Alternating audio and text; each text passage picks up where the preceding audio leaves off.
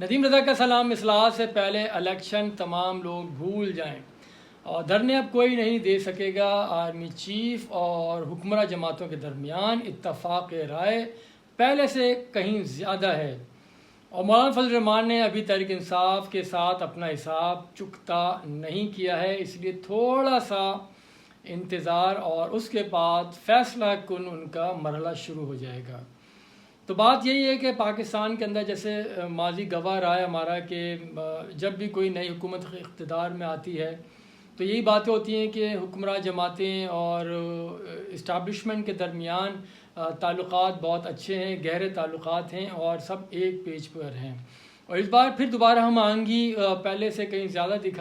دکھائی جا رہی ہے، اور دونوں جماعتیں ایک دوسرے کے حق میں بیانات بھی دے رہے ہیں۔ ہم نے ماضی میں بھی دیکھا بہت زیادہ،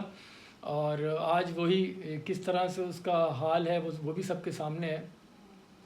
تو انصار عباسی نے ایک بار پھر وہی بات کی ہے کہ یہ جو جس طرح سے ملک میں جو معاشی استحکام اور سیاسی استحکام یقینی بنانے کے لیے حکمراں جماعت کے جو دو رہنما ہیں بڑے، یعنی کہ ٹرائیکا اس کو کہہ لیں کہ صدر آصف علی زرداری، شہباز شریف اور آرمی چیف عاصم منیر، ان کے درمیان اتفاق رائے پیدا ہو چکا ہے کہ ملک کو بھنور سے نکالنا ہے، اور اسی لیے تینوں کا اتفاق ہے کہ غیر مستحکم کرنے والی قوتوں اور معیشت کو خطرے میں ڈالنے کی کسی کو بھی اجازت کسی بھی طور نہیں دی جائے گی۔ ویسے اس وقت اہم ترین مسائل میں بلوچستان کا مسئلہ میرے خیال میں سر فہرست ہے، اور اس کے اوپر جو توجہ دینی چاہیے اس جانب ابھی تک کوئی بات چیت نہیں کی جا رہی ہے۔ اور میں ویسے بھی پہلے کہہ چکا ہوں کہ مفاہمت کے بازیگر، مفاہمت کے بادشاہ صدر آصف علی زرداری سیاست کے میدان میں یہاں پہ ان کا ثانی یعنی کہ کوئی اس طرح سے نہیں ہے، یہ گروہ ہیں پاکستان کی سیاست کے، کیونکہ ان سے بہتر کوئی سیاسی چالوں کو نہیں سمجھ سکتا۔ بظاہر ان کے پاس ایک علامتی عہدہ صدر مملکت کا ہے، لیکن جو وہ کچھ کر رہے ہیں وہاں پہ کوئی نہیں پہنچ سکتا، اور جو بھی ہے اپنا نظم النفس سارا کا سارا میں سمجھتا ہوں کہ وہی چلا رہے ہیں، حکومت کا بھی کاروبار سارا اسی طرح سے، کیونکہ جب بھی شہباز شریف حکومت مشکل میں پھنستی ہے، اور وہ خواہ پاکستان پیپلز پارٹی کے ساتھ اس کے معاملات ہوں یا سندھ گورنمنٹ کے ساتھ معاملات ہوں، تو اس میں آصف علی زرداری ہی ہیں کہ انہیں پھر ایک پوائنٹ کے اوپر لے کر آتی ہے جس پہ دونوں سائڈ کا اجماع ہو اور معاملہ رفع دفع ہو جاتا ہے۔ اور یہ وجہ ہے کہ وفاقی جو آئینی عدالت کا جو معاملہ ہے، اور پھر ججوں کی تقرری کے جو نئے نظام پر اتفاق رائے کے لیے بھی پیپلز پارٹی ہی کو سرگرم ہونا پڑا ہے، کیونکہ پاکستان مسلم لیگ نون نے وہ جو بل جس طرح سے پیش کرنے جا رہی تھی اس کے اوپر جو تحفظات لوگوں نے اظہار کیا، تحریک انصاف نے شور مچایا، مولانا فضل الرحمان نے مچایا، اور پھر وہ خود جس طرح سے جوڈیشری کو شو کر دیے گئے تھے پتے سارے، اور یہ باتیں بعد میں کھلی ہیں، خود ہی حکمراں جماعت کی مسلم لیگ نون کے وزیر قانون نے بھی پتے شو کر دیے تھے، پھر اس کے بعد جو معاملات میں خصوصی نشستوں کا آیا ہے سامنے، اور اسی لیے تمام چیزیں ڈیلے ہوئیں اور اس کا خمیازہ بھگتنا پڑا۔ اب مزید تاخیر ہے، تھوڑا سا اور ٹائم لگے گا۔ اب تو وہ جب ناکامی ہوئی تھی تحریک نون لیگ کی، تو یہ سیٹ دی گئی پیپلز پارٹی کو، آصف زرداری کو موقع فراہم کیا گیا کہ آپ آئیں اور اس کو ایکٹیویٹ کریں، اس کو تمام پارٹیوں کو اجماع کریں۔ تو ایسے میں بلاول بھٹو زرداری کو آصف زرداری نے ذمہ داریاں سونپی، اور انہوں نے پھر بیرسٹر مرتضیٰ وہاب کو کراچی سے بلا کے بٹھایا، مولانا فضل الرحمان کے ساتھ لگایا بات چیت کے اندر، اور یہ معاملہ کہیں آگے بڑھ چکا ہے۔ جس طرح سے پہلے باتیں ہو رہی تھیں کہ یہ اب نہیں ہو سکتا، لیکن بہرحال بات چیت وہ ہو چکی ہے، اور صدر آصف زرداری اسی لیے مولانا فضل الرحمان کی دہلیز میں ہی پہنچے، ان سے بات چیت کی، آمادہ بھی کر لیا، بندوق کا ان کو تحفہ بھی دیا تھا۔ اب بندوق وہ استعمال میرے خیال میں کی جا چکی ہے، اب بندوق کو واپس اندر رکھنے کا وقت آ چکا ہے۔ اور بہر سیاست کا طریقہ کار تو یہی ہوتا ہے کہ کچھ ارد گرد کے لوگوں کو بھی دکھانا ہوتا ہے، اور دیکھنا بھی ہوتا ہے کہ آگے کس طرح سے وہ چالیں چلنی، انہوں نے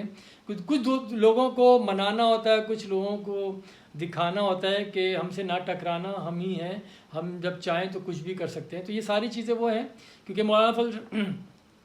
فضل الرحمان کا بھی تحریک انصاف کے ساتھ اپنا حساب ابھی چکتانا باقی ہے، تو اسی لیے میرے خیال تھوڑا سا وقت اور لگ رہا ہے، باقی معاملات سیٹل ڈاؤن ہو چکے ہیں۔ بات کہیں سے کہیں نکل گئی، لیکن دیکھنے میں یہ بھی آیا کہ پیپلز پارٹی جب کبھی بعض امور پر حکومت یا نون لیگ کے ساتھ خفا بھی ہو جاتی ہے تو اس کو معاملات کو بھی فوری طور پہ حل کرا دیا جاتا ہے۔ اور صدر آصف زرداری پاک فوج کی مضبوط پشت پناہی کے سبب وزیر اعظم نے بھی 2 ٹوک الفاظ میں کہہ دیا تھا کہ مخلوط جو حکومت ہے عمران خان کی پاکستان تحریک انصاف کو 2014 کے جیسا انہوں نے دھرنا دیا تھا یا جو ایسے اقدامات انہوں نے اٹھائے تھے اس کی دوبارہ ہرگز اجازت نہیں دے گی، اور سیاسی فائدے کے لیے ملک کی معاشی ترقی کو نقصان پہنچانے کی تمام کوششیں وہ اپنے اتحاد و یکجہتی سے ناکام بنا دیں گی۔ کہتے ہیں حکومت اور اسٹیبلشمنٹ پہلے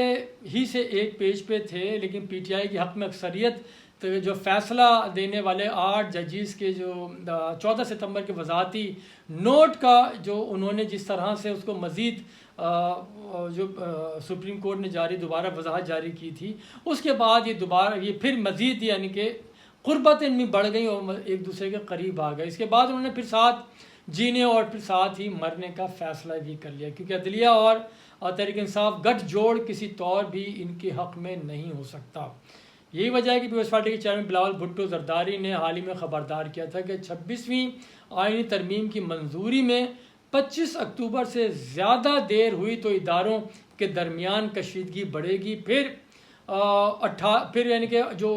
19ویں ترمیم والے جو مسائل کا سامنا کرنا پڑا تھا وہی فیس کرنا پڑے گا اور پارلیمان کو بھی نقصان پہنچے گا۔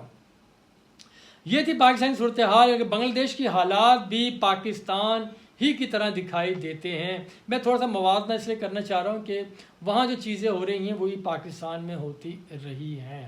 کیونکہ وہ بھارت نواز حکومت تھی شیخ حسینہ واجد کی، اور ان کے بعد عبوری حکومت یہاں پر آئی ہے، اور وہ جس طرح سے باتیں ہو رہی ہیں کہ جو بھی ایک بار اقتدار میں آ جائے تو جانے کا نام نہیں لیتا، اور وہاں عبوری حکومت بھی خیر عام انتخابات کی طرح حکومت میں آنے والے حکمرانوں کی طرح کا طرز عمل اختیار کر لیا کرتی ہیں۔ اور وہی بات ہے کہ شیخ حسینہ واجد کے فرار ہونے کے بعد جو محمد یونس کی سربراہی میں حکومت بنی ہے بنگلہ دیش کے اندر، اس نے بھی کہا ہے کہ اب عام انتخابات کی تاریخ ہم ابھی نہیں دیں گے، پہلے اصلاحات لے کر آئیں گے، کیونکہ اصلاحات ہی ملک کے وسیع تر مفاد میں بہتر ہیں، اور اگر کہتا ہے کوئی انتخابات ہم ابھی کرا دیں لیکن ملک دوبارہ سے پھر وہیں پہنچ جائے گا جہاں حسینہ واجد کے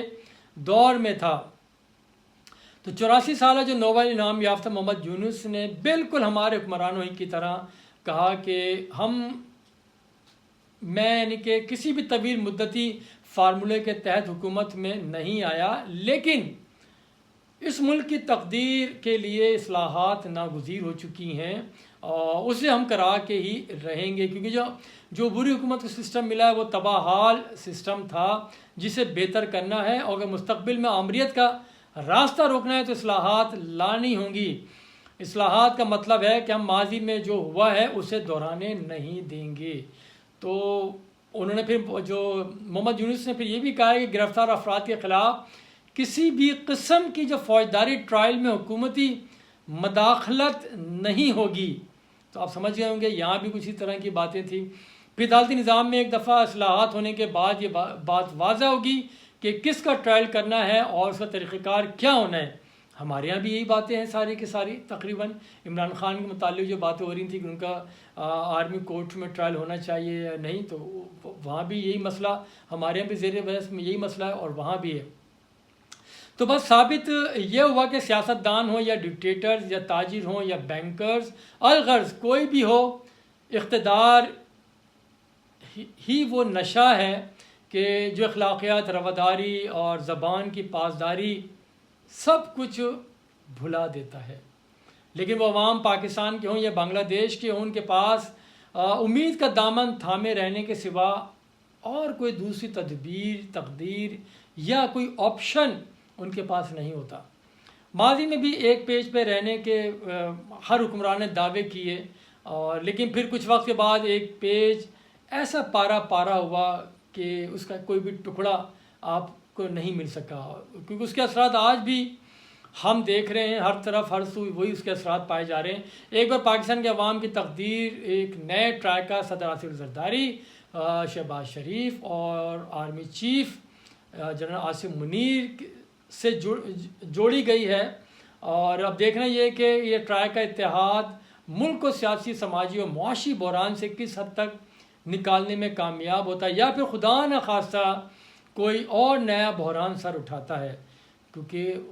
وطن عزیز میں سیاسی بے سکونی ایک مستقل مسئلہ بن چکی ہے۔ بہت شکریہ، خدا حافظ۔